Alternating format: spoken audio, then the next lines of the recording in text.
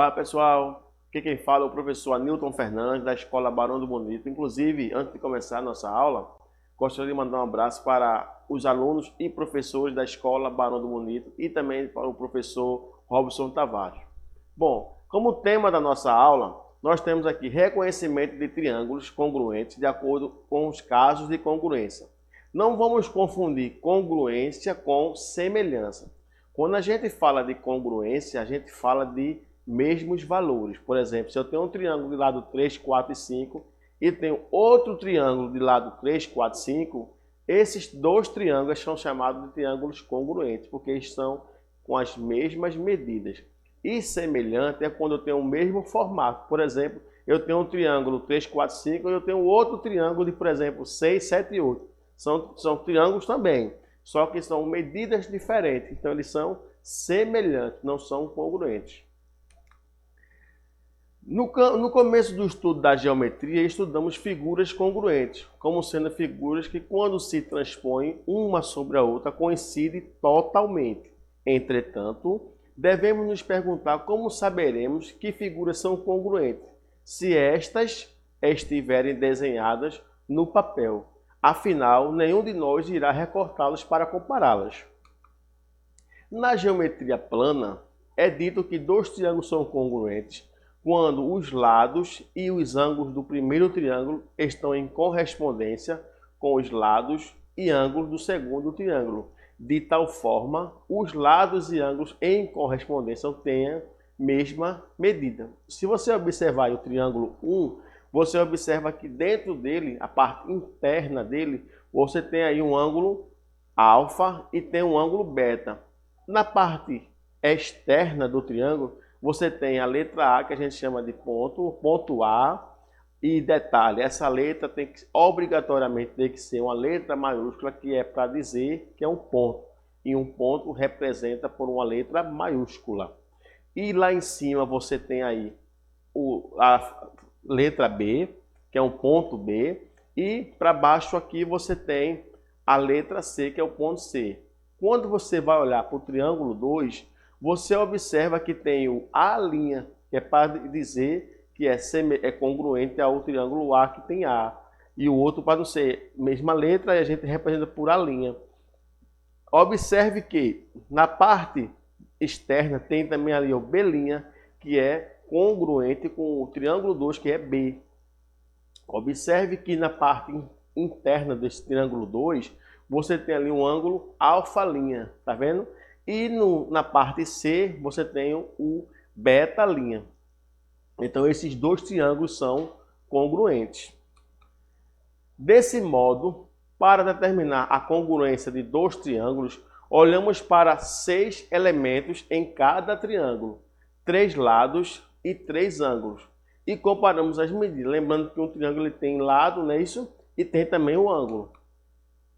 Mas, de fato, é suficiente que se conheçam apenas 3 destes elementos, numa certa ordem, para que tenhamos a congruência separada. Isso que nos dizem os critérios de congruência de triângulos.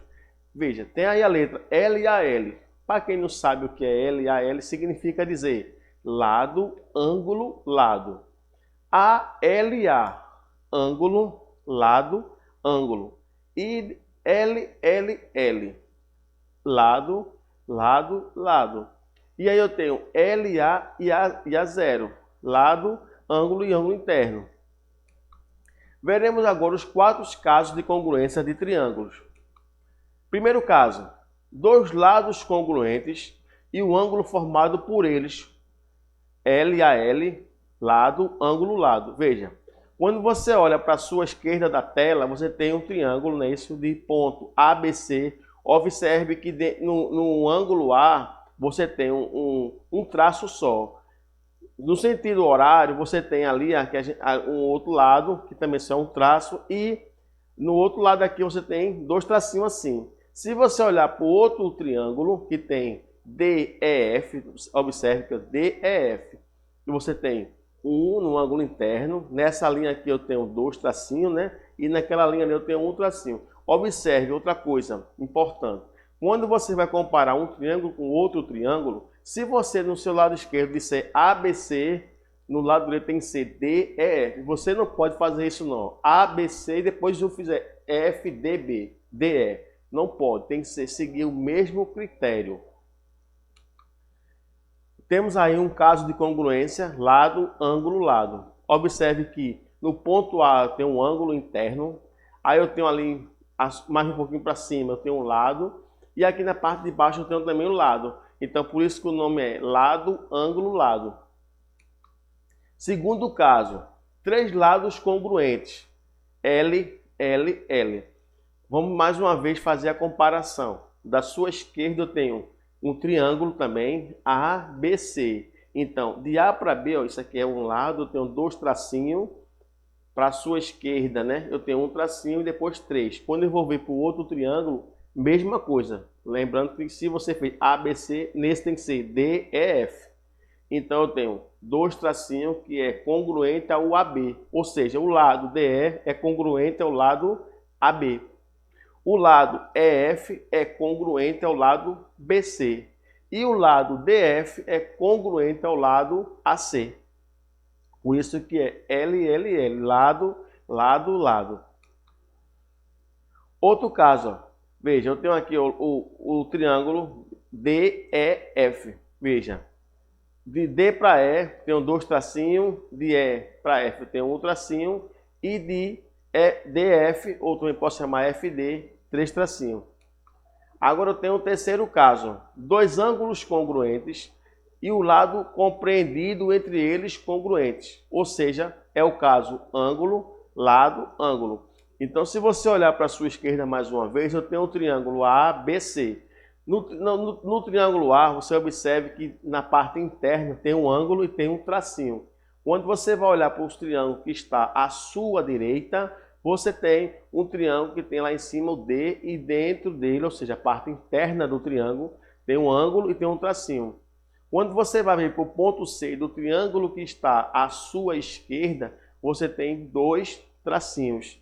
E na sua direita tem um triângulo, o ponto F, que também tem dois tracinhos. Então fica na ordem, né? Ângulo, lado, ângulo. E agora eu tenho o caso de congruência ângulo, lado, ângulo.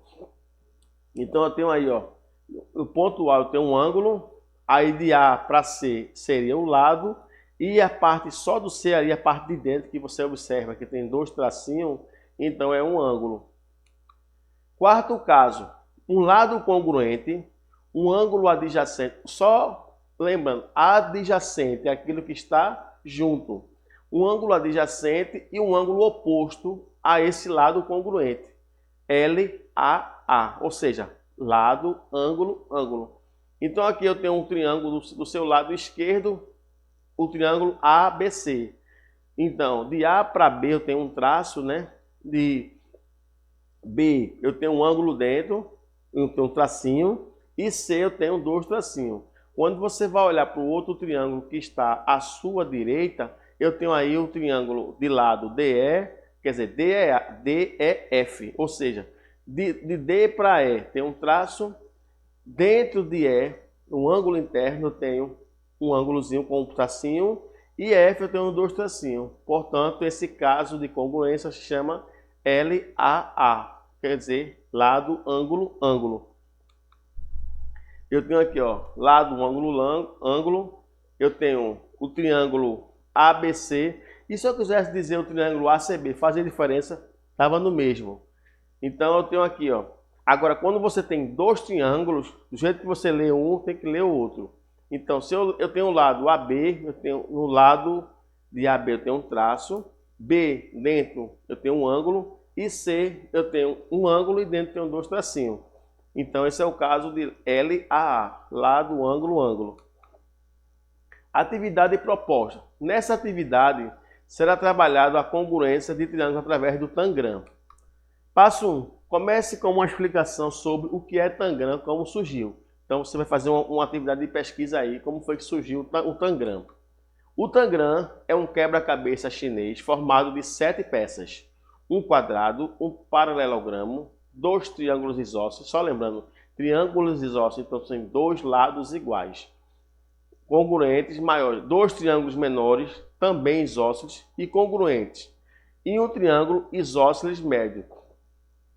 As 7 peças formam um quadrado que surgiu há mais de 2.000 anos, e o seu nome original de Titian-Pan significa 7 peças da sabedoria. Seu objetivo é conseguir montar uma determinada forma usando as 7 peças. Histórias do Tangram. Existem várias lendas sobre o surgimento do Tangram. Diz algumas escrituras que uma pedra preciosa se desfez em 7 pedaços e com eles era possível formar várias formas, animais, plantas, pessoas. Outra diz que um imperador deixou o seu espelho cair e esse se desfez em 7 pedaços que poderiam ser usados para formar várias figuras, ou seja, historinhas do Tangram. Aí você tem a lenda principal, é mais difundida, então são conceitos, né? São coisas teóricas para você saber de onde vem o Tangram e o que é o Tangram. Passo 2. Confeccionar o Tangram utilizando cartolinas coloridas. Até porque se você fizer um Tangram que são 7 peças com a mesma cor, aí você vai ficar confuso. Aí quando você coloca diversidade de cores, fica melhor o seu aprendizado. Desenhar um quadrado com 10 centímetros de lado. Só recapitulando, um quadrado tem os 4 lados iguais e também os 4 ângulos internos iguais. Nessa figura aí você tem um quadrado com 10 centímetros de lado. Aí, feito isto, ó, traçar uma das diagonais do quadrado, ou seja, diagonal é assim, você chama isso aqui de diagonal. Na verdade, o conceito de diagonal é quando você une um vértice a outro vértice não consecutivo. Por quê? Vamos imaginar que fosse A, B, C, D. Se você fizer isso de A, B, isso não é diagonal, isso é o quê? Lado. A, B. Então, C é o não consecutivo. Então, isso aqui, ó, é chamado de diagonal, que é o conceito de diagonal. É unir um vértice a outro vértice não consecutivo. Então, traçar uma das diagonais do quadrado e o segmento de reta que une os pontos médios de dois lados. Este segmento deve ser paralelo à diagonal que acabou de ser traçada. Veja que nessa figura aí você tem um quadrado e tem 2 diagonais. E essas 2 diagonais, uma diagonal é paralela à outra diagonal. Se você observar nessa diagonal de cima, você forma um triângulozinho ali, ó, tá vendo? E a do meio você forma um paralelogramo. E aqui, ó, nessa maior, você forma um triângulo maior. Olha, desenhar outra diagonal do quadrado até a segunda linha. Veja, você tem aqui essa diagonal aqui, que ele está se referindo.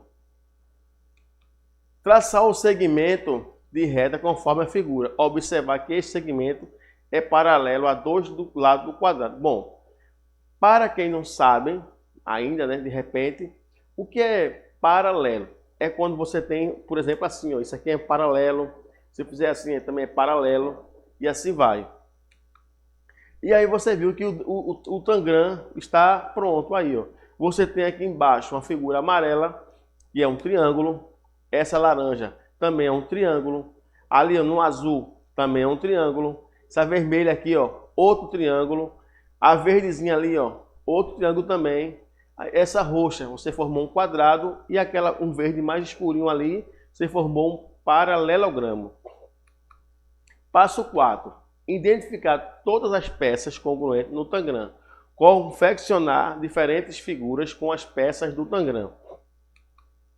Exemplo de figuras. Isso aí são figuras que você formou com o Tangram. Aí vamos lá. Recapitulando. Você tem aqui o Tangram, o quadrado maior, né? E aí você vai fazer aqueles passos que a gente viu lá no Tangram. E aí você viu o triângulo maiorzinho, o laranja, estou só recapitulando, né? Laranja, o amarelo, que também forma um triângulo. Só para lembrar, um triângulo, todo mundo sabe, né, que um triângulo ele tem 3 lados. O nome se chama triângulo, porque o nome não é trilado e é triângulo.